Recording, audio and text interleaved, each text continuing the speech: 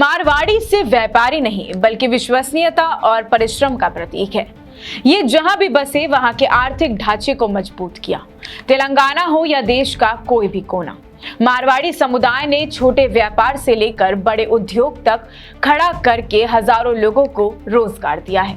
शिक्षा, स्वास्थ्य और चाहे धार्मिक ही क्यों ना हो, अपना योगदान देकर हमेशा आगे बढ़ाया है। अपनी ईमानदारी, व्यापारिक समझ और सेवा भाव के कारण मारवाड़ी हर समाज में अलग पहचान रखते हैं और यही उन्हें खास भी बनाता है। लेकिन हाल फिलहाल में जिस तरह की हरकत सामने आ रही है, बड़ी चिंताजनक है और दिल को दुखाने वाली है। हम बात कर रहे हैं तेलंगाना के सिकंदराबाद की, जहां एक मामूली पार्किंग विवाद को आधार बनाकर मारवाड़ी वापस जाओ जैसा अभियान शुरू कर दिया गया।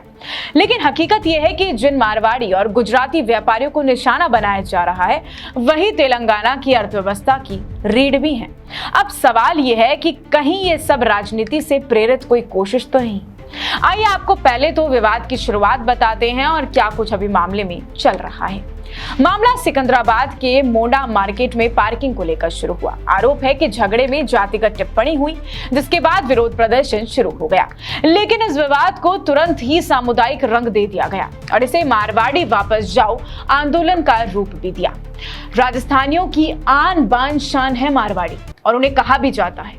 और आपने एक चीज भी सुनी होगी, जहां जहां मारवाड़ी बसे हैं वहां वहां विकास और समृद्धि पहुंची है।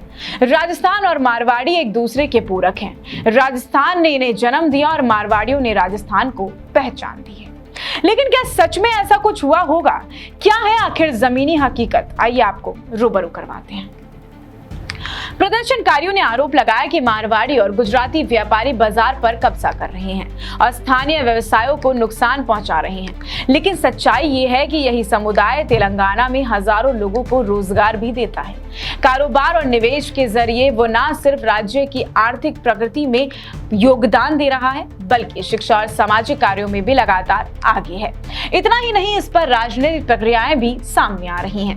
जी हां, भाजपा नेता और केंद्रीय मंत्री बांदी संजय कुमार ने साफ कह दिया है कि आंदोलन राजनीति से प्रेरित साजिश है। उनका कहना है कि मारवाड़ी और गुजराती समुदाय को इसलिए निशाना बनाया जा रहा है क्योंकि वे भाजपा का समर्थन करते हैं और सनातन धर्म की रक्षा में हमेशा खड़े रहते हैं।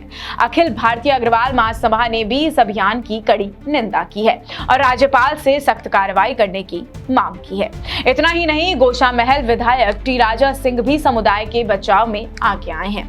उन्होंने कहा कि जो कोई भी मारवाड़ी और गुजराती समुदाय को बदनाम करने की कोशिश करेगा, उसे जेल भेज दिया जाएगा। ऐसा नहीं है कि मारवाड़ी राजस्थान के आर्थिक ढांचे को मजबूती देते हैं, इनका ऐतिहासिक योगदान हर राज्य में ही रहा है। इतना ही नहीं, विदेशों में भी मारवाड़ियों ने अपना राज किया है। आज भी हजारों स्थानीय लोग इन्हीं व्यापारियों की वजह से रोजगार पाते हैं, अपने परिवार का पेट पालते हैं। इसको लेकर खूब प्रदर्शन चल रहा है। एक दो दिन से तो तेलंगाना के लोगों ने अपनी दुकानें तक बंद कर रखी है और आंदोलन प्रदर्शन भी कर रहे हैं। हालांकि विवाद कोई बड़ा नहीं था। मामूली विवाद को बड़ा चढ़ाकर मारवाड़ी वापस जाओ जैसा आंदोलन खड़ा करना न केवल अनुचित है, बल्कि राज्य की अर्थव्यवस्था के लिए भी नुकसानदायक है। मारवाड़ी व्यापारी सिर्फ अपने लिए नहीं, बल्कि पूरे तेलंगाना के विकास और रोजगार के लिए काम कर रहा है। ऐसे में जरूरत इस समुदाय को निशाना बनाने की नहीं, बल्कि उनके योगदान को स्वीकार करने की है। ऐसी और भी तमाम अपडेट्स और जानकारियों के लिए आप बने रहिए हमारे चैनल अपडेट इंडिया पर। मैं प्रिया बंसल, नमस्कार।